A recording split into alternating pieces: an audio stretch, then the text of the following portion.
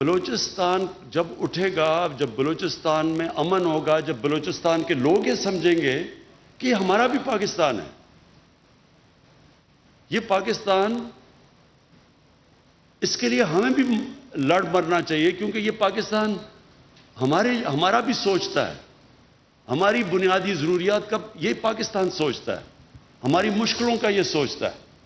تو تب بلوچستان کے لوگوں کو کبھی فکر نہیں ہمیں ہونی چاہیے تھی کہ انسرجنٹس آ گئے ہیں یا یہ جو تحریک میں لگے ہوئے ہیں. میں ویسے سوچ رہا ہوں ان سے بھی بات کرنے کا کہ یہ ہو سکتا ہے کہ ان کو پرانے زمانے میں رنجے ہوں اور استعمال بھی ہوں، دوسرے ملکوں سے ہندوستان ان کو استعمال کرے انتشار پھیلانے کے لیے، لیکن اب تو وہ نہیں ہے حالات. السلام علیکم ناظرین، آپ دیکھ رہے ہیں پروگرام 7 سے 8. میں ہوں کرن ناز. وزیر اعظم عمران خان اس وقت گوادر میں اہم دورے پر ہیں. وزیر اعظم نے اس اہم دورے پر اعلان کیا ہے کہ وہ سوچ رہے ہیں کہ بلوچستان میں عسکریت پسندوں سے بھی بات کی جائے. ساتھ ہی انہوں نے کہا کہ زرداری اور نواز شریف 51 مرتبہ دبئی اور لندن گئے لیکن ایک بار بھی گوادر نہیں آئے. اس سے پہلے بھی ناظرین پاکستانی حکومت عسکریت پسندوں سے بات کر چکے ہیں، جس کے نتیجے میں کئی باغیوں نے ہتھیار ڈال دیے تھے، لیکن معاملات اس طرح حل نہیں ہو سکے جیسے ہونے چاہیے تھے. کیا عمران خان ایسا جادو کر سکیں گے کہ بلوچستان مکمل طور پر باغیوں سے پاک ہو جائے؟ کیونکہ ان عسکریت پسندوں میں تمام افراد غلط فہمی کی بنیاد پر اسلحہ نہیں اٹھائے ہوئے ہیں، بہت سے ایسے ہیں جو دشمنوں کی آواز پر چل رہے ہیں.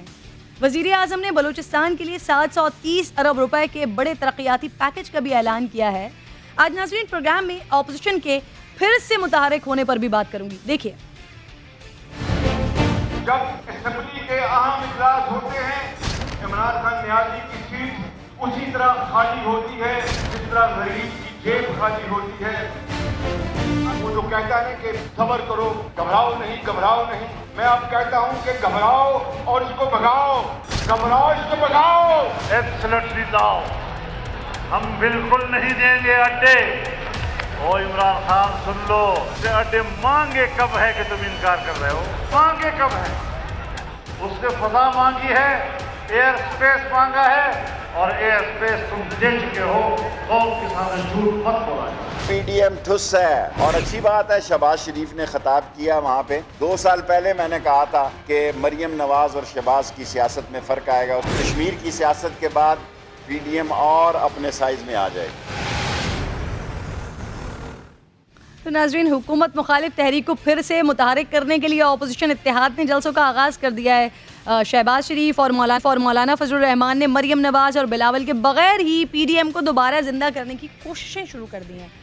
کل اپوزیشن اتحاد کے تحت سوات میں بڑا پنڈال سجایا گیا، جو تقریباً 3 ماہ کے بعد کوئی اپوزیشن کا جلسہ تھا. شہباز شریف کی موجودگی کے باوجود اپوزیشن اس جلسے سے کوئی بڑا اعلان نہیں کر سکی. پی ڈی ایم گزشتہ 1 سال سے حکومت کو گرانے کے نعرے ناظرین لگا رہی ہے، کرونا ایس او پیز کی دھجیاں اڑا رہی ہے، پیسہ پانی کی طرح بہا رہی ہے، لیکن خان سرکار پر اس کا کوئی اثر ہی ہوتا دکھائی نہیں دے رہا ہے.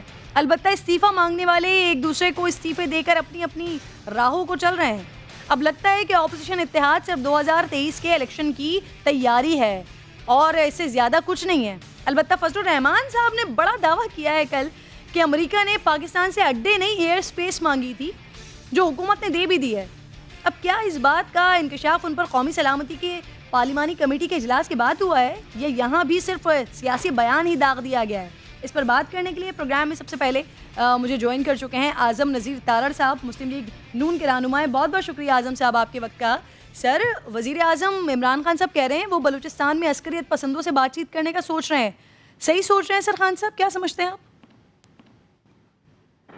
دیکھیے، جہاں تک تو تعلق ہے ڈائیلاگ کا، پاکستان کی سلامتی کے لیے جہاں ڈائیلاگ ضروری ہو یہ ضرور کرنا چاہیے.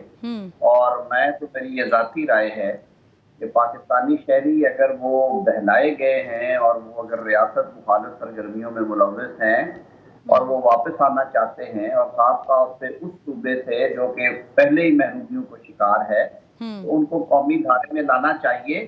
لیکن بڑی دیر کی مہرباں آتے آتے پچھلے 3 سال سے خان صاحب کی حکومت تھی، کاش یہ ایفرٹ کو سنجیدگی سے پہلے کر لیتے. اس کے اندر 2 طرح کے گروپس ہیں. ایک وہ ہیں جو کہ مائنر ایکٹیویٹیز، پولیٹیکل اور تھوڑا سا ان کا وہ ٹلٹ ہے عسکریت پسندی کی طرف. کچھ ہے جو کہ ہارڈ کور ہیں اور جو اسپانسرڈ ہیں فورن ایجنسیز سے. جی ان کی ایویڈنس موجود ہے ہمارے عسکری اداروں کے پاس. میرے خیال میں ان سے ایک ٹیبل پہ بیٹھنا جو ہے وہ ناانصافی ہوگی ریاست پاکستان کے ساتھ, اور یہ وہ لائن ڈرا کرنی ہوگی. اعظم صاحب مجھے یاد ہے سر آپ کی حکومت میں بھی اس طرح کی کوشش ہوئی تھی, بات چیت ہوئی تھی, لوگ پہاڑوں سے اتر کر آ رہے تھے, ہتھیار ڈال رہے تھے, لیکن سر رکاوٹ ایسی کہاں, کس جگہ پر رکاوٹ آئی تھی کہ اس طرح سے کامیابی حاصل ہو نہیں سکی تھی جو رزلٹ اس کے ہونے چاہیے تھے؟ کرن دیکھیے, یہ ایک ایسا ایشو ہے جس میں بیرونی طاقتیں ملوث ہیں, اور آپ کے ہمسایہ ممالک جو ہیں, میں ہمسایہ ممالک کی بات کر رہا ہوں, ان کی انوالومنٹ کے ٹریسز بھی ملے ہیں ہماری ایجنسیز کو اور ہماری پولیٹیکل قیادت کو. تو میرے خیال میں یہ ایک کمپلیکس ایشو ہے. اس پہ زیادہ بہتر ہو, جیسے حقوق بلوچستان کے حوالے سے پیپل پارٹی کے دور میں بات شروع ہوئی, پھر میاں نواز شریف صاحب کی حکومت میں اس پہ ایون بار ایسوسی ایشنز نے ایک آل پارٹیز کانفرنس بھی کروائی تھی, مجھے اچھی طرح یاد ہے. یاسین عزاز صاحب پریزیڈنٹ سپریم کورٹ بار تھے, اور اس پہ بڑی کھل کے ڈائیلاگ اور گفتگو ہوئی تھی. میں یہ سمجھتا ہوں کہ ایسا انیشیٹو لینے سے پہلے نیشنل کنسنسس ڈیولپ کر لینا چاہیے, اور اگر خان صاحب مناسب سمجھے, جو کہ کبھی مناسب نہیں سمجھتے اس طرح کی بات, تو وہ ساری پارٹیز کو بھی آن بورڈ کرے. پاکستان کو اس وقت جو بیرونی بارڈرز ہیں, خاص طور پہ امریکی افواج کے انخلا کے بعد افغانستان میں جو انریسٹ ہے وہ بہت بڑا چیلنج ہوگا, اور بلوچستان کا ایک بہت بڑا بارڈر ہے افغان سرحد کے ساتھ. ایسے میں ہمیں اپنا جو ہاؤس ہے وہ ان آرڈر رکھنا ہے, اور اس کے لیے اگر پولیٹیکل کنسنسس کے ساتھ یہ ڈائیلاگ ہو اور لوگوں کو قومی دھارے میں لایا جائے تو یہ بری ایفیکٹ نہیں ہے. صحیح سر, اب میں ذرا پی ڈی ایم کا جو دوبارہ سے ایک بار پھر وہ اس کی مہم کا آغاز ہوا ہے نا, اس پر بات کرنا چاہ رہی ہوں. اعظم صاحب, سر پی ڈی ایم کے پاس استعفے اور دھرنوں کے آپشن تو ختم ہو گئے نا سر, اب کیا حاصل کرنے کے لیے دوبارہ جلسوں کا آغاز کیا ہے؟ جب ایک سال سے سر تمام اپوزیشن مل کر کچھ بھی نہیں کر سکی, اب الگ الگ ہو کر کیا ہو جائے گا سر حکومت کا؟ دیکھیے, اپوزیشن کی سیاست کے مختلف دھارے ہوتے ہیں, اور مختلف طریقوں سے اپوزیشن انسرٹ کرتی ہے. وہ پارلیمان کے اندر اور پارلیمان کے باہر یہ تحریک جاری رکھے ہوئے ہیں. کل کا بڑا ویل اٹینڈڈ جلسہ تھا, اور اس میں بڑی کھل کے حکومتی پالیسیز کے اوپر تنقید بھی ہوئی, اور جو آج کل ہمارا سب سے بڑا ایشو ہے خارجہ پالیسی کے حوالے سے اور افغان پالیسی کے حوالے سے, اس کی بابت اور امریکہ سے ہمارے تعلقات کے بارے میں بھی گفتگو ہوئی. اپوزیشن کا یہ حق ہے کہ وہ اس طرح کے احتجاجی جلسے جو ہے وہ کرتی رہے, اور یہ ضروری نہیں ہے کہ انہوں نے حکومت کو کندھوں پہ رکھ کے اٹھا کے باہر پھینکانا ہے. یہ ایک جمہوری طریقہ ہے جو کہ آپ ایجیٹیشن کے ذریعے سے, ڈائیلاگ کے ذریعے سے, پبلک اوپینین ہم وار کر کے آپ یہ آپشنز ایکسرسائز کرتے ہیں اور حکومت پہ دباؤ بڑھاتے ہیں, یا راہ راست پہ آئے, یا پھر یہ ایک موو ہوگی ٹورڈ ارلی الیکشن. صحیح, تو ٹھیک ہے سر, یہ الیکشنز کے لیے وہی ہم آغاز میں بھی بات کر رہے تھے. اچھا سر, یہ بتائیے گا کل اسٹیج پر مریم بی بی نہیں تھی, تو کہا جا رہا ہے کہ سوشل میڈیا پر لوگوں نے انہیں بڑا یاد کیا ہے. اور سر یہ بھی بتا دیجئے کہ آزاد کشمیر الیکشن مہم میں مریم کے بعد شہباز شریف بھی سر وہاں جلسوں سے یہ خطاب کریں گے, لیکن دونوں رہنما الگ الگ مہم چلائیں گے, ایسے ہی ہے سر؟ نہیں, بالکل ایسا نہیں ہوگا. جہاں پہ ضروری ہوا بڑے جلسوں میں وہ دونوں ہوں گے. کل والے جلسے میں شہباز شریف صاحب کے بعد دوبارہ آئے, ان کی زمانت کے بعد وہ انٹریکشن کے لیے نکلے, اور وہ پارٹی کے پریزیڈنٹ ہیں. ان کے ساتھ خاقان عباسی صاحب تھے, مریم اورنگزیب صاحبہ کی پارٹی کی وہ قیادت تھی جو مریم بی بی کے ساتھ بھی جاتی ہے. یہ لوگوں کی خواہش رہ جائے گی, یہ والی جو تقسیم ہے نا, یہ نہیں ہونے جا رہی. اگر مریم بی بی کل چلی جاتی اور شہباز شریف نہ جاتے تو پھر یہ ایک سوال ہونا تھا کہ شہباز شریف کیوں نہیں گئے, اور مریم نواز صاحبہ کیوں گئی ہیں. صدر صاحب اب تو باہر ہیں, وہ جیل میں نہیں ہیں. صدر صاحب کو خود ہونا چاہیے تھا, وہ مصالحتی پالیٹکس کے قائل ہیں. تو کل شہباز شریف نے اس جلسے میں شرکت کر کے حکومت کو للکار کے اور ایک دبنگ تقریر کر کے یہ امپریشن کو کم از کم ختم کرتی ہے کہ شہباز شریف صاحب جو ہیں وہ کسی مصالحت. لیکن سر شہباز شریف صاحب کی پہلی تقریر سے یا بڑے عرصے کے بعد جب انہوں نے کم بیک کیا تو اس سے کوئی ڈائریکشن نہیں نکلی سر کہ پی ڈی ایم اب کس طرف جا رہی ہے, کس راہ پر ہے. اچھا سر یہ بتائیے, شہباز شریف صاحب نے کوئی اس طرح کا دعویٰ یا کوئی ایسا اعلان نہیں کیا, لیکن مولانا فضل الرحمان صاحب نے تو کل سر بڑا ہی دعویٰ کر دیا, کہہ رہے ہیں امریکہ نے اڈے نہیں پاکستان سے ایئر اسپیس مانگا تھا جو حکومت نے دے بھی دیا ہے. آپ بھی 2 روز پہلے سر پارلیمنٹ کی قومی سلامتی کمیٹی کے اجلاس میں شریک تھے نا سر؟ مولانا صاحب کا یہ دعویٰ درست ہے؟ دیکھیے پہلی بات تو یہ ہے کہ مولانا فضل الرحمان صاحب اس میٹنگ کا حصہ نہیں تھے. Obviously. دوسری بات یہ ہے کہ یہ وہاں کی گفتگو اگر چھوڑ بھی دی جائے تو یہ بات معید یوسف صاحب جو کہ حکومت کے سیکیورٹی کے حوالے سے ایڈوائزر ہے انہوں نے خود کہہ دی ہے, اور یہ بات حکومتی وزراء کے منہ سے نکل رہی ہے کہ امریکہ نے اڈے مانگے ہی نہیں, اور یہ بات درست بھی ہے. امریکہ کی طرف سے کوئی ایسی ریکویسٹ نہ میڈیا پہ آئی ہے نہ اس کی ریٹن فارم میں آئی ہے, تو یہ خواہ مخواہ انکار کر دیا نا ایک پولیٹیکل مائلیج لینے کے لیے کہ وہ کیونکہ مانگ رہے ہیں, ہم تو کہہ رہے ہیں کہ مانگ رہے ہیں, وہ ایک نیوز آئٹم پہ شور مچا کے دیا. سر obviously مولانا صاحب وہاں پر نہیں تھے, اعظم صاحب آپ وہاں پر موجود تھے, آپ کو بریفنگ دی گئی ہے, اسی لیے میں آپ سے پوچھ رہی ہوں کہ ایئر اسپیس مانگی گئی تھی اور حکومت نے دے دی, یہ مولانا صاحب دعویٰ کر رہے ہیں. سر اس حوالے سے کوئی بات ہوئی ہے, ایسی کوئی بریفنگ دی گئی ہے آپ کو؟ کرن دیکھیے وہ کیمرہ پروسیڈنگز ہیں, میں تو وکیل ہوں, پہلے میں وکیل ہوں بعد میں سیاست میں آیا ہوں. میں تو اپنے حلف کی پوری پاسداری کروں گا, میں اس پہ کمنٹ نہیں کروں گا کہ کمرے کے اندر کیا باتیں ہوئی. جو حصہ پبلک میں آ چکا ہے وہ سر چلیں کمرے کے اندر ہٹا دیں, آپ کے علم میں ہے. جی میں عرض کر رہا ہوں کہ جو بات اب حکومت کے مشیر نے اپنے منہ سے کہہ دی ہے اس پہ یہ کون سا پیچھے راز رہ گیا, جب معید یوسف صاحب نے کہہ دیا کہ ہم سے اڈے نہیں مانگے گئے. سر کس نے کہا ہے کہ ایئر اسپیس دے دیا ہے پاکستان نے؟ ایئر اسپیس تو دی ہے, یہ ساری دنیا کو پتہ ہے حکومت نے. نہیں سر آپ کسی وزیر کی بات کریں, میں ان کا پوچھ رہی ہوں. جی کس وزیر نے کہا ہے سر؟ یہ جو قومی سلامتی کے آپ کے مشیر ہیں کسی نے یہ ڈینائی نہیں کیا کہ ایئر سپیس نہیں دی ہوئی. امریکن جو طیارے ہیں جو سامان لے کے جا رہے ہیں جو بگرام سر کوئی نیا ایئر اسپیس تو نہیں دیا, یہ وہ ایئر اسپیس ہے جو پچھلی حکومتوں سے معاہدہ چلا آ رہا ہے. میں نئے کسی معاہدے کے حوالے سے پوچھوں, کیا کوئی نیا معاہدہ ہوا ہے, یہ آپ کے علم میں؟ جو پہلا ایئر سپیس تھا وہ صرف لاجسٹکس کے لیے ہے اور لاجسٹکس کے علاوہ اس میں سے کچھ نہیں جاتا, یعنی کہ ان کے جو کھانے پینے کی راشن کی اشیاء ہیں اور ٹرانسپورٹ طیاروں کے لیے. اب کیونکہ وہ انہلا کر رہے ہیں اور اس انہلا کی وجہ سے انہوں نے اپنا جنگی سامان اور جنگی طیارے بھی نکالنے ہیں, تو وہ پرانے معاہدے کے تحت نہیں تھے ہو سکتے. اس کے لیے اب تو یہ حکومت نے خود اس کا اقرار کیا ہے کہ انہوں نے یہ کیا ہے, اور وہ انہوں نے امریکہ کی ریکویسٹ پہ انہیں ایئر سپیس دی ہے اس مقصد کے لیے بھی. وہاں سے انہلا کے لیے ان کا جو جنگی سامان ہے وہ بھی اسی ایئر سپیس سے جائے گا. اچھا کہ آپ نے کلیئر کر دیا سر ایویکویشن کے لیے, انخلا کے لیے. سر وفاقی وزیر اطلاعات و نشریات سر فواد چودھری صاحب نے کہا تھا کہ وزیر اعظم عمران خان نے قومی سلامتی کمیٹی کے اجلاس میں شرکت کرنی تھی, لیکن اپوزیشن لیڈر شہباز شریف نے اسپیکر قومی اسمبلی اسد قیصر کو پیغام دیا کہ وزیر اعظم آئیں گے تو وہ نہیں آئیں گے. وزیر اعظم کی موجودگی سے شہباز شریف صاحب کو کیا پریشانی تھی سر؟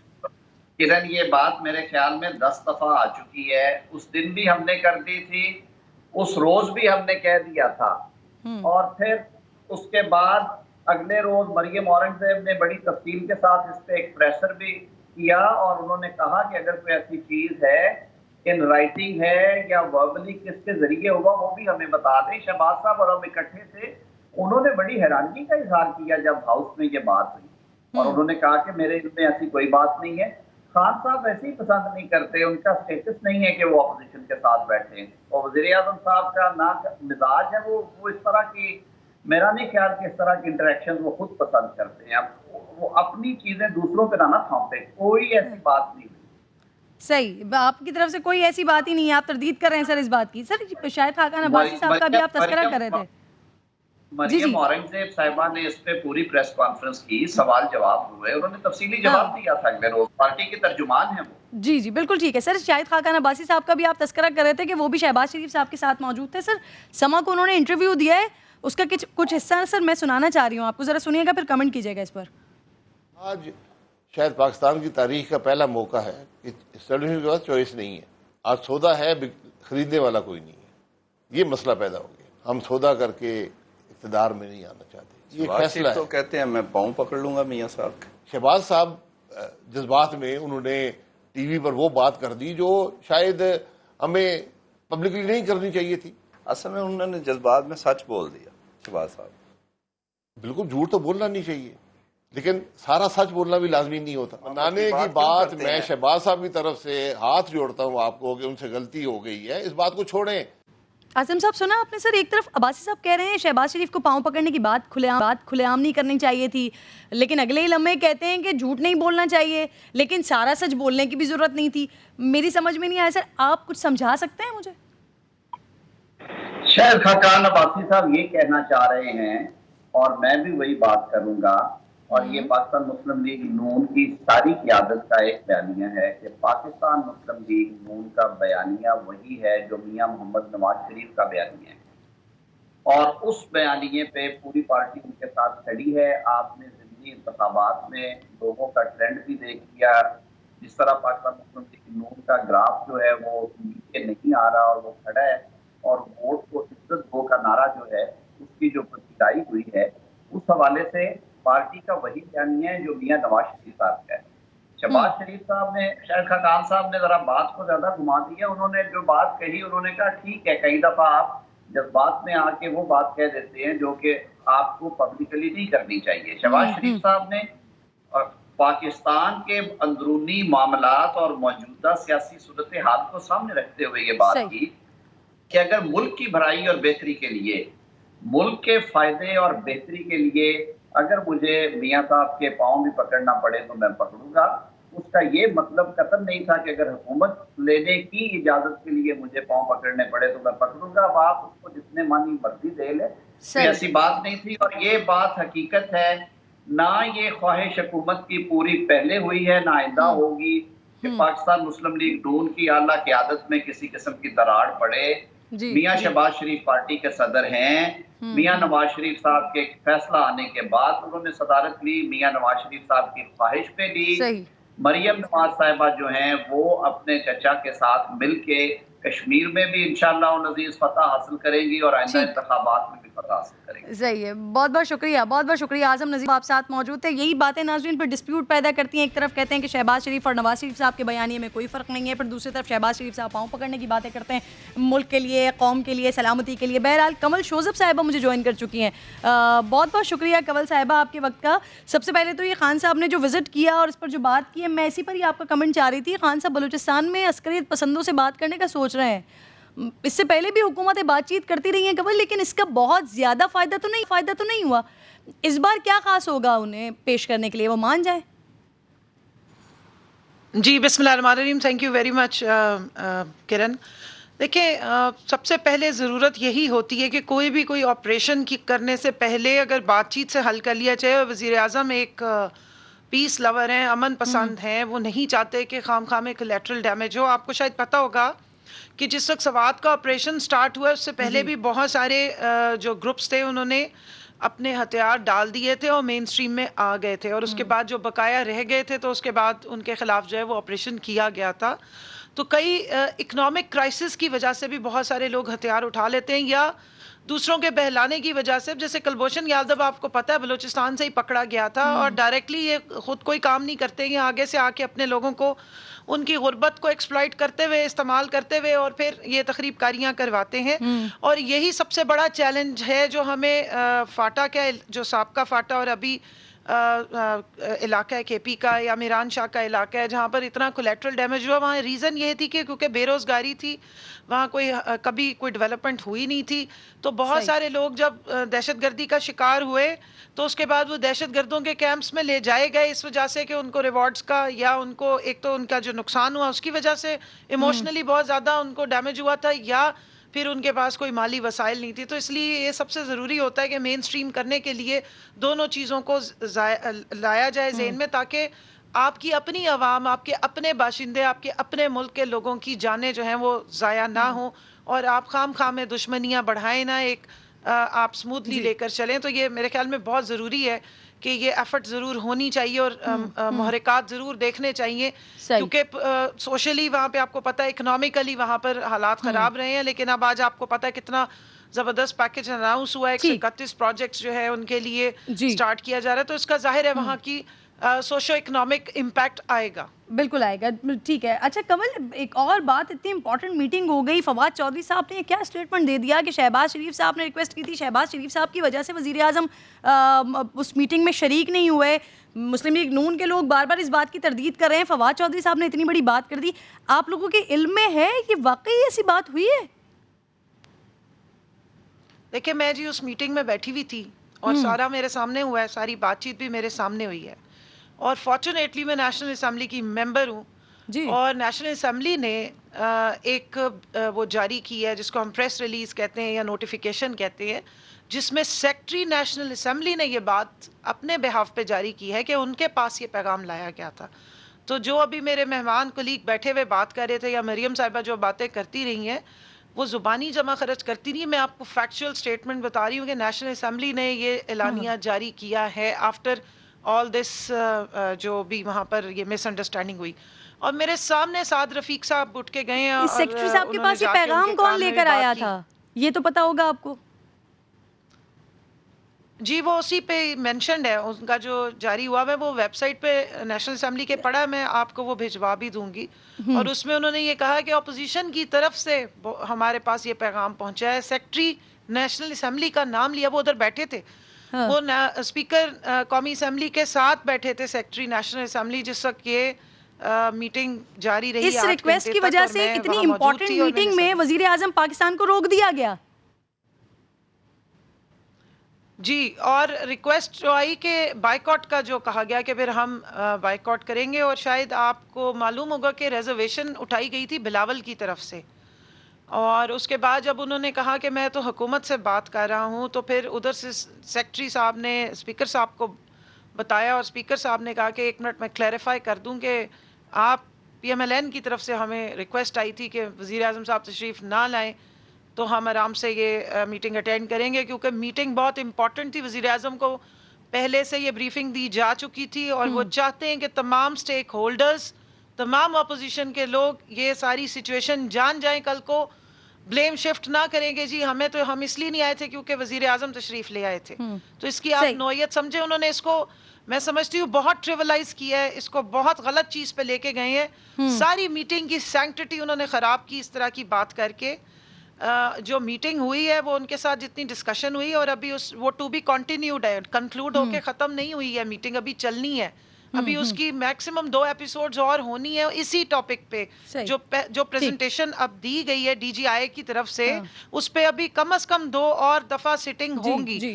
تو میرا نہیں خیال ہے کہ اس کو اتنا ٹریولائز کریں. دوسری سٹنگ میں اگر انہیں کوئی تکلیف نہیں ہے تو وزیر اعظم صاحب تشریف لے آئیں گے, پھر دیکھ لیجیے گا. اچھا کیا کنول, آپ نے بڑا طویل سے اس بات کو کلیئر کر دیا. میں ذرا وہ مینٹن والا مسئلے پر بھی بات کرنا چاہ رہی تھی. وہ جو نیب نے سوال اٹھایا تو پی ٹی آئی مسلسل 2 سال سے اس کیس کو مختلف فورمز پر اٹھا رہی تھی. اسلام آباد ہائی کورٹ میں جو درخواست دائر کی تھی آپ لوگوں نے زرداری صاحب کی نااہلی کی, اس کا کیا بنا کنول؟ مجھے کرن ذرا ریپیٹ کیجیے گا. میں آپ سے پوچھنا یہ چاہ رہی تھی, پی ٹی آئی مسلسل اس کیس کے حوالے سے, زرداری صاحب کے کیس کے حوالے سے مختلف فورمز پر اٹھا رہی تھی. اسلام آباد ہائی کورٹ میں جو درخواست آپ لوگوں کی طرف سے دائر کی گئی تھی نااہلی کی, اس کا کیا بنا؟ مجھے اس کا پتہ نہیں ہے, ابھی کوئی سٹیٹس کمپلیٹلی پتہ نہیں اس وقت میں, لیکن پتہ کر کے آپ کو بتا سکتی ہوں کیونکہ میں اس کو فالو نہیں کر رہی ہوں, لیکن میں چیک کر کے آپ کو بتا دوں گی. فی الحال اس وقت مجھے اس کا سٹیٹس معلوم نہیں ہے. ٹھیک ہے. اچھا, علی زیدی صاحب کی جانب سے کچھ دستاویزات جاری کی گئی تھی اگر یاد ہو آپ کو, اور دعویٰ کیا گیا تھا کہ یہ اس اپارٹمنٹ کا ٹیکس بل ہے جو زرداری صاحب کا ہے, اور اس کا بل بھی انہی کے نام پر آتا ہے. کیا اس کے علاوہ بھی کوئی ثبوت ہے پی ٹی آئی کے پاس؟ کیونکہ زرداری صاحب کے وکلا تو کہتے رہے ہیں کہ بعض دفعہ گھر فروخت کر دینے کے باوجود غلط ناموں پر بل آ جاتے ہیں اور یہ کوئی بڑی بات نہیں ہے.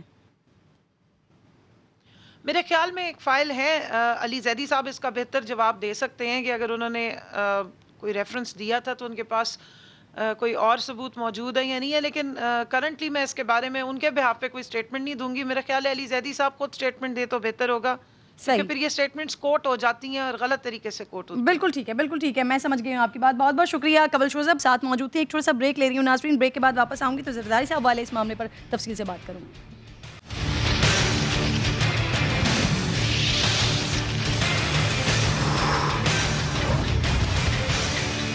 افغانستان میں امن ہو, وہاں انتشار نہ ہو, اس کا نقصان یہ ہوگا, افغانستان کو تو خیر سب سے زیادہ نقصان ہوگا, نیبرز کو بھی ہوگا. ہماری پوری کوشش ہے, ہمارے فارن منسٹر پوری کوشش ہم کر رہے ہیں کہ سارے نیبر سے بات کریں. عمران خان کی حکومت کی خواہش ہے کہ افغانستان کے اندر امن ہو. جلد از جلد افغان بارڈر کی فینسنگ ہم مکمل کر دیں گے. پاکستان کی عظیم افواج اپنی قومی ذمہ داریوں کے لیے ہمہ وقت تیار ہوتے ہیں. اس مرتبہ افغانستان سے وہ حالات نہیں ہوں گے جو پہلے ادوار کا حصہ تھے. लाहौर पे जो हमने आपसे कहा वो वैसा ही निकला. पहले दिन मैंने कहा था कि इसमें रॉ का हाथ है. कराची में भी एक गिरोह पकड़ा हुआ है. हिंदुस्तान ने सिद्ध के दिल से हमें कबूल नहीं किया है. वो पाकिस्तान में रॉ और उसके ज़ैली इदारे जो हैं किसी भी तखरीबकारी से ग्रेज नहीं कर रहे. वेलकम बैक वंस अगेन नाज़रीन. वज़ीर आज़म इमरान खान का कहना है कि अमेरिका को खुद समझ नहीं आ रही है कि आइंदा क्या होगा. वज़ीर आज़म के मुताबिक अफ़गानिस्तान में अदम इस्तेहकाम से भारत के लिए सबसे ज़्यादा मुश्किल पैदा होगी, क्योंकि वहाँ सबसे ज़्यादा सरमायाकारी भारत की है. अफ़गानिस्तान में नेटो अफवाज के साथ इनखला के साथ ही एक बड़ी जंग का मंजर नज़र आ रहा है. अक़वाम मुत्तहिदा और अमरीकी थिंक टैंक्स के बाद अब बरतानवी खुफिया एजेंसी MI6 ने भी खाना जंगी का ख़तरा ज़ाहिर कर दिया है. मुल्क के चौथाई हिस्से पर तालिबान का मुकम्मल कंट्रोल है. म्यून में अफ़गान फोर्सेस ने तालिबान के सामने हथियार डाल दिए हैं. ऐसे सवाल नाज़रीन उठ रहे हैं कि अफ़गान फोर्सेस मुकाबला नहीं कर पा रही है या मुकाबला करना ही नहीं चाहती है. क्या अफ़गान फ़ौजी अमेरिका के बगैर महज 2 दिन भी तालिबान का मुकाबला नहीं कर सकते? अफ़गान फोर्सेस बासलाहियत नहीं है या तालिबान के पीछे कोई और ताकत भी है? इस पर बात करूंगी, लेकिन पहले आपको अफ़गान वज़ीर दाखिला का बयान भी सुनवा देती हूँ. एजाज़ अवान साहब साथ मौजूद हैं, दिफाई तज्ज़ियाकार हैं. सर बहुत बहुत शुक्रिया प्रोग्राम में वक्त निकाला आपने. सर वज़ीर आज़म साहब कह रहे हैं कि अफ़गानिस्तान की सूरत हाल से सबसे ज़्यादा नुकसान भारत को होगा, जिसने सबसे ज़्यादा सरमायाकारी की है. सर भारत को कैसे नुकसान होगा? उसने तो जो हासिल करना था वो कर लिया. पाकिस्तान के ख़िलाफ़ उसका प्रोपेगेंडा जड़ें पकड़ चुका है. अशरफ गनी हुकूमत से भी उनकी दोस्ती थी, अब तालिबान से भी वो मीटिंग्स कर रहे हैं. सर देखें, ये बिल्कुल दुरुस्त कहा है प्राइम मिनिस्टर ऑफ पाकिस्तान ने कि ये अब किस्सा पारीना हो जाएगा जब वहाँ पे तालिबान की हुकूमत हो जाएगी और अशरफ गनी गवर्नमेंट नहीं रहेगी. तो एक तो उनके जो इन्वेस्टमेंट थे और उसके मकासद थे वो पूरे नहीं होंगे. फिर वो अफ़गानिस्तान की सरजमीन को बलूचिस्तान, CPEC और बिलखुसूस पाकिस्तान के इंटरनल हालात को डिसरप्ट करने के लिए, सैबोटाज करने के लिए, सबवर्जन के लिए इस्तेमाल नहीं कर सकेंगे. हमारा ये एरिया महफूज हो जाएगा. तो हिंदुस्तान की जितनी इन्वेस्टमेंट थी वो कोई अफगानों की खुशहाली के लिए नहीं थी. उसके 2 मकासद थे. एक वो कॉन्ट्रैक्ट करके वहाँ से जो आयरन ओर वगैरह वो ले जाना चाहते थे, वो तिजारत करना चाहते थे. लेकिन उससे बढ़ के वो वहाँ पर अपने पाँव जमाकर पाकिस्तान के अंदर मुस्तकिल इंस्टेबिलिटी करने के लिए एक बेस चाहते थे. जब उनको वो मुहैया नहीं रहेगा तो यकीनन हिंदुस्तान की वो इन्वेस्टमेंट भी ज़ाया गई और उनके लिए ये दरवाज़ा भी बंद हो जाएगा. तो यहाँ तक तो हिंदुस्तान का नुकसान अंडरस्टैंडेबल है. हाँ, यानी सर आप ये कह रहे हैं कि अगर तालिबान ताकत में आ जाते हैं तो ये पाकिस्तान के फेवर में होगा? क्यों नहीं होगा? पहली बात यह है कि तालिबान का ताकत में आना एक रियलिटी है और उनको बाय डिज़ाइन इस तरीके से लाया है खुद अमेरिका ने. अब मैं आपके सामने और अपने तमाम व्यूअर्स के सामने एक बड़ा आम सी सवाल रखता हूं. आप मुझे बताएं, 20 बरस हम पर दबाव डाला गया पाकिस्तान पर कि आप अफगान जो तालिबान हैं उन पर आपका इन्फ्लुएंस है, आपके उनसे राब्ते हैं, आप उनको हुकूमत के साथ ताउन के लिए उन पर जोर दें और उन्हें डायलॉग पर बैठने पर मजबूर करें और उनको वायलेंस से रोकें. जबकि हम उन्हें ये कहते थे कि हमारे उनसे राब्ते ज़रूर हैं, इन्फ्लुएंस भी किसी हद तक है, लेकिन हमारा उन पर कंट्रोल नहीं है. अब दूसरे ग्रुप कौन सा था? कारज़ई एंड अशरफ गनी. इनके ऊपर अमेरिका का कंट्रोल भी था. अमेरिका इनको $4 अरब सालाना हुकूमती इंतजामात और आर्म्ड फोर्सेस की मेंटेनेंस के लिए भी देता था. और अमेरिका के पास वहाँ ताकत भी मौजूद थी और वक्त भी था. अगर उन्होंने 20 बरस का वक्त जो अशरफ गनी और कारज़ई हुकूमत है उनके ऊपर अपना इन्फ्लुएंस और मुकम्मल कंट्रोल और वसाइल पर मुकम्मल कंट्रोल होने के बावजूद उन्हें अमन के लिए राजी नहीं किया, उन्हें तालिबान के साथ बैठकर डायलॉग करने पे वो आमादा नहीं कर सके, तो इसमें नीयत में फतूर किसकी था? पाकिस्तान की या अमेरिका की? मैं समझता हूँ अमेरिका डिलिबरेटली ये वैक्यूम छोड़ के गया है, क्योंकि वो नहीं, अगर वो चाहता तो 20 बरस में से आखिरी 5 बरस अगर उसने बड़ी मुहिम जुई कर ली थी अलकायदा और इंटरनेशनल ऑर्गेनाइजेशंस के खिलाफ. जब उसामा बिन लादेन भी मारा गया, मुल्ला उमर अपनी आई में फौत हो गए, ऐमन अज़वारी का कोई अता पता नहीं था, बाकी लीडर्स इन्होंने बहुत मार दिए, कुछ लोग वहाँ से भागकर दूसरे मुल्कों में चले गए थे. तो क्या उस वक्त اگر انہوں نے آخری 5 برس بھی اس بات پہ لگائے ہوتے کہ کوئی افغان اونڈ سیٹ اپ بنانے میں، پولیٹیکل حل تلاش کرنے میں، لوئے جرگہ بلانے میں اور ان کو بٹھا کر کوئی مشترکہ حل تلاش کرنے میں اگر وقت لگایا ہوتا، وسائل لگائے ہوتے، طاقت استعمال کی ہوتی، تو شاید آج افغانستان کی حالت یہ نہ آپ کہہ رہے ہیں امریکہ خود یہ ویکیوم چھوڑ کے گیا ہے، یعنی کہ امریکہ جانتے بوجھتے دیکھتے ہوئے یہ پچھلے 5 سالوں میں طالبان کو طاقت میں آتا ہوا دیکھ رہا ہے اور یہ چھوڑ کر چلا گیا. تو سر اس سے تو خطے کو نقصان ہوگا نا، پاکستان کو فائدہ کیسے ہوگا اس کا؟ خطے کے کسی نے ہاتھ باندھے ہوئے ہیں، خطے کی عقل پہ تالے لگے ہوئے ہیں، خطے کے وہ حق نہیں پہنچتا کہ وہ اپنی ایک اسٹریٹجی بنائیں.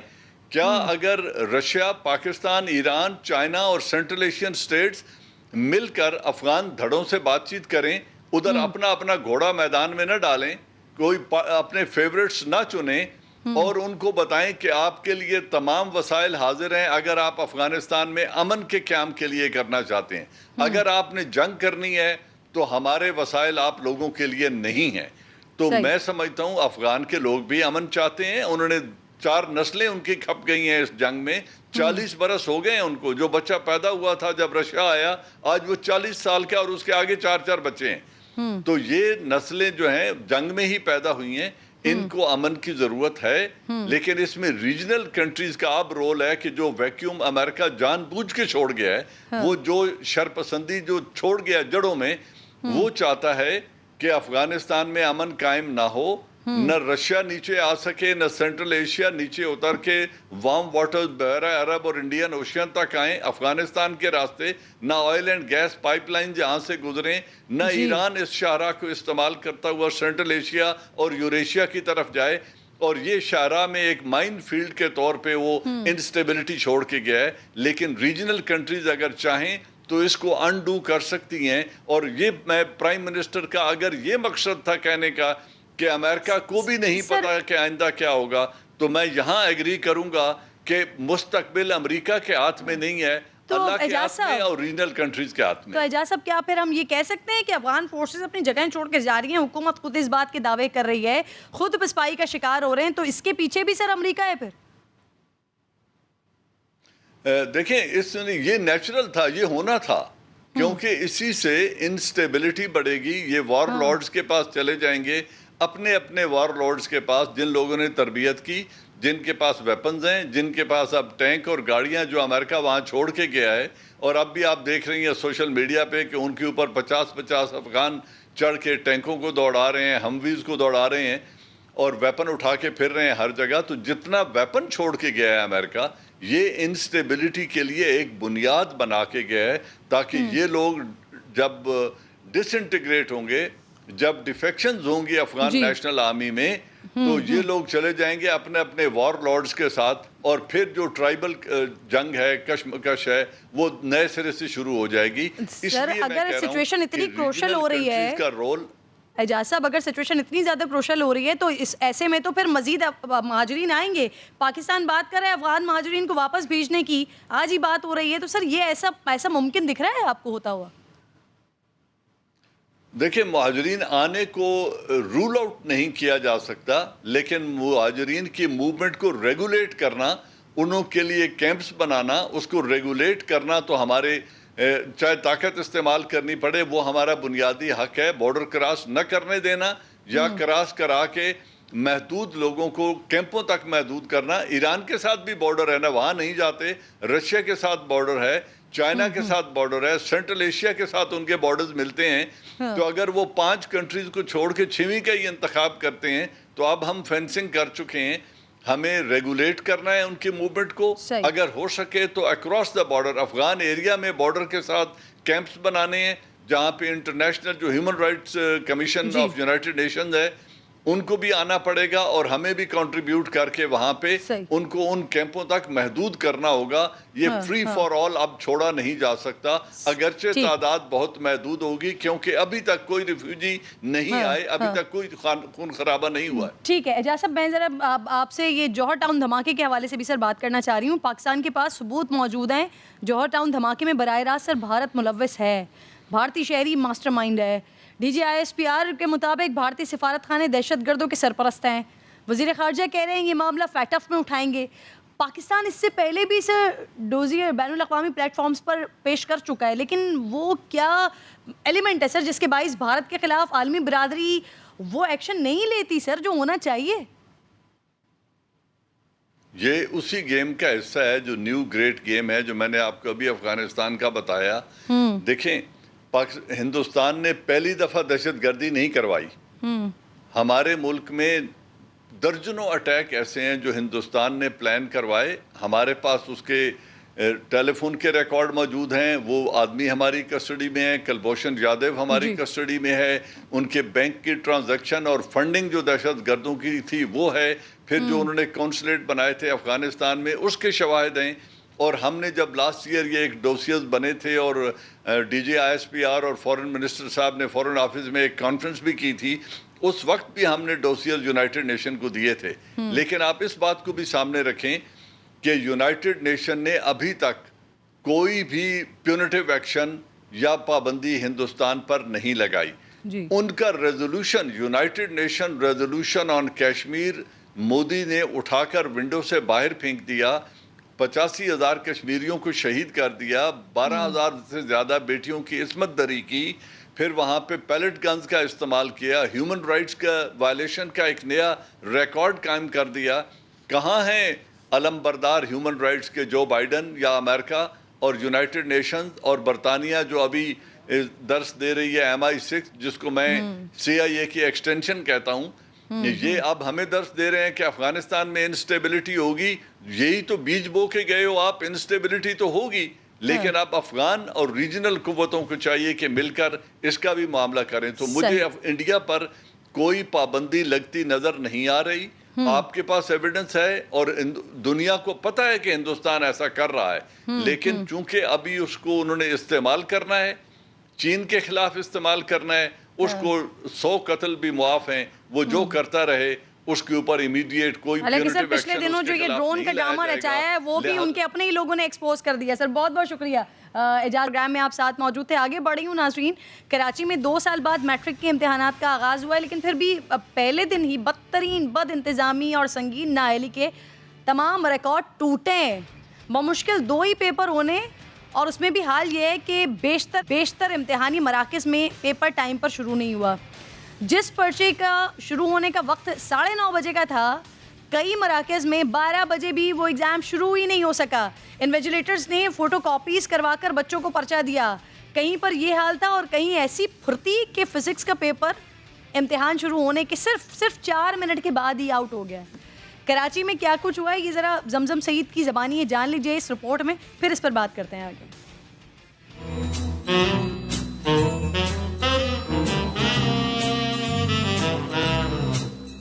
ایس او پیز کو بھی ملبہ خیال رکھا جائے, خیال رکھا جائے ان کا ملبہ خیال رکھا جائے, خیال رکھا جائے ان کا. یہ ہے کراچی میٹرک بورڈ کے چیئرمین شرف علی شاہ جو میٹرک کے امتحان کے پہلے روز ہی پوری طرح فیل ہو گئے اور انہیں اس بات کا پتہ تک نہ چلا. یہ بھی نہیں پتا کہ شہر کے بیشتر امتحانی مراکز میں 10ویں کا فزکس کا پرچہ وقت پر شروع ہوا ہے یا نہیں. پیپر ٹائم پہ شروع ہو چکا ہے, پیپر ٹائم پہ شروع ہو چکا ہے. 12:10 پہ شروع ہوا ہے پیپر. 12:10. چیئرمین صاحب جس پرچے کے شروع ہونے کا وقت 9:30 بجے تھا کئی مراکز میں 12 بجے بھی شروع نہ ہو سکا, جس کی تصدیق امتحانی مراکز میں موجود اساتذہ بھی کر رہے ہیں. ایک امتحانی مرکز ایسا بھی تھا جس میں 12 بجے پرچہ شروع کرانے کے لیے بھی سوال نامے کی فوٹو کاپیاں کرانی پڑی. کسی اسکول اور سے لیے تو ہم نے یہ اپنے مدد آپ کے تحت یہ فوٹو کاپی کروا کے اور بچوں کا پیپر شروع کروایا. ہم اپنے اسکول کے تھینکفل ہیں انہوں نے فوٹو کاپی کروا کے دیا ورنہ یہاں تو کچھ بھی نہیں تھا. ستم بالائے ستم یہ ہوا کہ جن امتحانی مراکز میں امتحان دیر سے شروع ہوا انہیں پورے 2 گھنٹے بھی نہیں دیے گئے, جس کی وجہ سے طلبہ کو اپنی سال بھر کی محنت اکارت ہوتی نظر آئی. 12 بجے تک ان لوگوں نے پیپر دیا, اس کے بعد ہم بیٹھے رہے, پیپر کیا تو اتنی جلدی پیپر بھی لے لیا. اب سبھی بچوں کے 1-2 کوشچن تو چھوٹے ہی چھوٹے ہیں. جب پیپر چھینا کے پاس ہو جاؤ گے, اب ایک بچہ بیٹا ہوا اپنے محنت سے پیپر کر رہے اس کو اب ترقی پاس کر رہے تو اس کا فائدہ کیا ہوا؟ हमें तरक्की पास नहीं होना, हमें अपनी परसेंटेज लानी है। हमने मेहनत की है, याद किया है, पूरा साल कोविड में घर में बैठ के ऑनलाइन लेक्चर्स लिए, इसका जिम्मेदार कौन है? इम्तिहान वक्त पर शुरू ना होना कराची मैट्रिक बोर्ड की बद इंतजामी का एक पहलू है। बद इंतजामी का दूसरा मुजाहरा फिजिक्स का पर्चा इम्तिहान शुरू होने के मुकर्ररा वक्त के सिर्फ 4 मिनट बाद आउट हो जाना था, मगर चेयरमैन बोर्ड इस वाक़े से भी लाइल्म नजर आए। 9:30 बजे पर्चा शुरू और 9:34 पर पर्चा आउट हो गया। मेरे लंबे बात नहीं, कहाँ पर्चा आउट हुआ है। कराची में मैट्रिक के इम्तिहान के पहले रोज बद इंतजामी के बाद वजीर तालीम सईद गनी ने कहा है कि एजुकेशनल बोर्ड इनके कंट्रोल में ही नहीं है। कैमरामैन इमरान शाहिद के साथ जमजम सईद, सामा, कराची। चेयरमैन साहब की मासूमियत है, सादगी है या नाअहली है, या 2 साल बाद एग्ज़ाम्स हो रहे हैं तो भूल भाल गए कि क्या प्रोटोकॉल्स होते हैं एग्ज़ाम्स के। 9:30 बजे पेपर शुरू होता है, 9:34 पर कॉपी आउट हो जाती है और पता ही नहीं है उनको जनाब को कि हो क्या रहा है। लेकिन इसमें अहम सवाल ये है कि चेयरमैन साहब तो चलिए सादा और मासूम रहे, लेकिन सिंध हुकूमत कहाँ है, सईद गनी साहब कहाँ हैं? क्या उनको भी कुछ नहीं मालूम, या वो भी 2 साल में या नए नए फिर वज़ीर बनने के बाद भूल भाल गए? जमजम मुझे ज्वाइन कर चुके हैं, साथ मौजूद हैं। जमजम, सिंध हुकूमत कहाँ पर है, वहाँ पर है, उनके इल्म में भी कुछ है या बस वहाँ पर भी चल ही रहा है जो हो रहा है? देखिए किरण, वजीर तालीम सईद गनी साहब की अगर हम बात करते हैं तो उन्होंने भी हाथ खड़े कर दिए। तमाम तर सिनेरियो को देखते हुए उन्होंने एक छोटा सा ट्वीट कर दिया और उस ट्वीट में ये बात उन्होंने बताई है कि बोर्ड जो है उनके मातहत नहीं है, लेकिन उसके बावजूद वो जल्द जो है वो इस पर काम करेंगे। ये कहना था सिर्फ सईद गनी साहब का। सुबह जहाँ पर 9:30 बजे पर्चा शुरू होना है और 1:30 बजे पर्चा ख़त्म होना है, वहाँ पर 12:30 1 बजे तक भी जो है वो पर्चा शुरू नहीं हुआ। वहाँ पर मैंने तलबा और तालबात को रोते हुए देखा, मिन्नतें करते हुए देखा उस्तादों की, और उस्ताद जो है वो हाथ बांध के खड़े रहे, ये कहते रहे कि हमारे पास बोर्ड की जानिब से अभी तक पर्चे ही नहीं पहुँचे। जबकि हम चेयरमैन बोर्ड के पास जब पहुँचे और उनसे बात की तो उन्होंने ये कहा कि हमने तो पर्चे भेज दिए, ये तो स्कूल वालों की जो है वो स्कूल वाले जो है वो नाला है, उन्हें ही नहीं पता कि पर्चा जो है कहाँ से लेना है, हक कितने हैं। क्योंकि इस मरतबा ऐसा हुआ है कि सेंटर्स जो है उनकी तादाद बढ़ा दी गई है कोविड की वजह से, ताकि जो है बच्चे समाजी फासले के जो ख्याल को है वो यकीनी बनाया जाए। मैं आपको ये बताऊं कि जब गवर्नमेंट गर्ल्स स्कूल सच्चल में हमारी समा की टीम पहुंची और वहां जाकर हमने देखा कि पर्चे तो पहुंचे ही नहीं थे।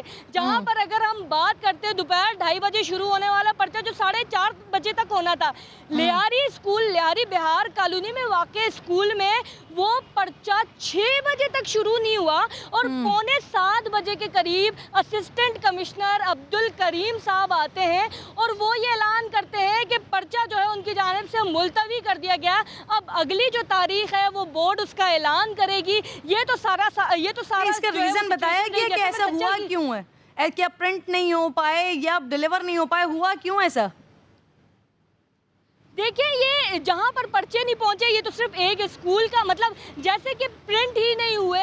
वो सच्चल स्कूल था, government girls degree school Sachal जो था, वहाँ पर जब हम पहुँचे तो वहाँ से बताया गया कि हमारे पास पर्चे नहीं पहुँचे। साथ में ही बॉयज़ स्कूल था, वहाँ से पर्चे लेकर आई हैं हेड मिस्ट्रेस, और जो है वो तकरीबन 1000 से 1500 रुपये उन्होंने अपनी जेब से खर्च किए, वो प्रिंट करवाए और जाके जब बच्चियों को उन्होंने पेपर दिया और बच्चियों ने वो पर्चा हल किया। लेकिन उसमें भी अच्छा, चेयरमैन मैट्रिक बोर्ड की जानिब से ये कहना था कि अगर तो पर्चे लेट पहुंचे हैं, पर्चे लेट शुरू हुए हैं, तो उन्हें पूरा जो है वो दौरानियों को इम्तिहान के दौरानियों को बढ़ाया जाएगा, 2 घंटे पूरे जो है वो तालिब इल्म को दिए जाएंगे। जमजम, ये वाला सिलसिला तो यहाँ पर हो गया कि जो पर्चे ही नहीं पहुंचे, लेकिन उस सिलसिले का क्या होगा जहां पर पर्चे ही आउट हो गए? प्रिंट क्या व्हाट्सएप पे लोगों के पास पर्चे आ गए, उसके बारे में कुछ सईद गनी साहब या चेयरमैन साहब कुछ कह रहे हैं? जो बच्चे तैयारी करके आए हैं वो पेपर करेंगे और साथ साथ जिनकी तैयारी नहीं है वो भी करेंगे? अच्छा किरण, यहाँ पर एक बड़े मज़े की बात मैं आपको बता दूँ। जैसे मैंने आपको बताया कि अगर 9:30 बजे पर्चा शुरू होना है और 12:30 ख़त्म होना और 12 बजे जो है पर्चे पहुँच रहे हैं, ऐसे में जब हम खड़े होते हैं 9:30 बजे तो 9:34 पे जैसे ही कांटा पहुँचता है वैसे ही हमारे व्हाट्सएप पे पर्चा आ जाता है।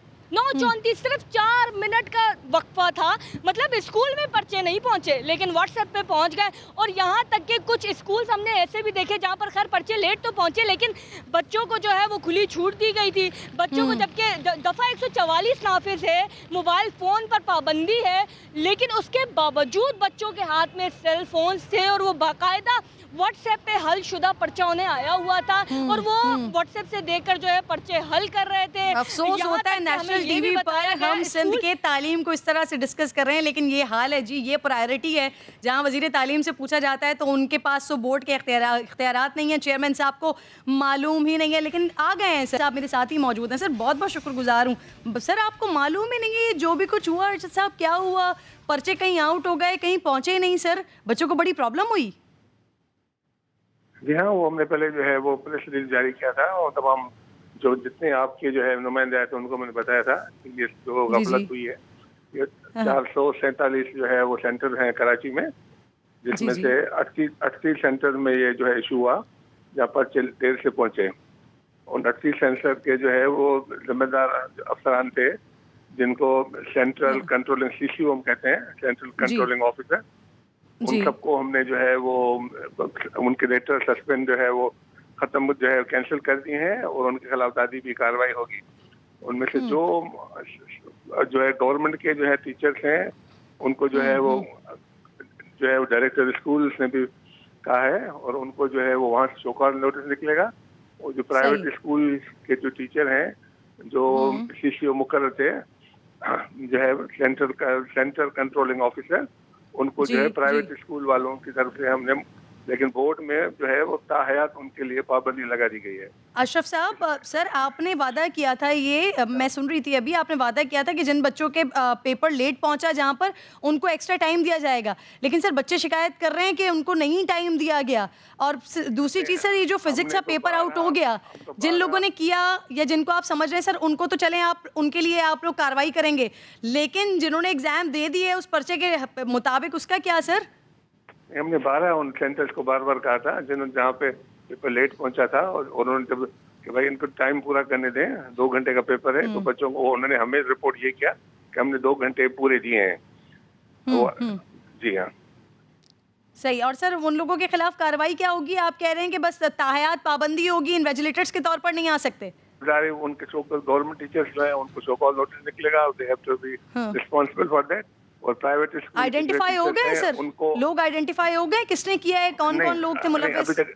अभी तक रिपोर्ट नहीं आई है, लेकिन जाहिर है वो भी बहुत ज्यादा है, 38 हैं सेंटर्स इस पे हुआ है, तो वो जो है वो कल तक जैसे जो है वो आ जाएंगी रिपोर्ट, तो फिर हम फाइनल उसको, और जो प्राइवेट स्कूल के खिलाफ और हम तादीबी कार्रवाई नहीं कर सकते सवाए इसके कि ताहयात उस पर पाबंदी लगाएं कि वो बोर्ड की जो है कोई असाइनमेंट उनको आइंदा नहीं मिलेगी। लेकिन बहुत बहुत शुक्रिया, बहुत बड़ी साहब प्रोग्राम में आप साथ मौजूद थे। वक्त खत्म हो गया है नाज़रीन, इंशाल्लाह मुलाकात होगी आपसे कल, अपना ख्याल रखिए, अल्लाह ने के बाद।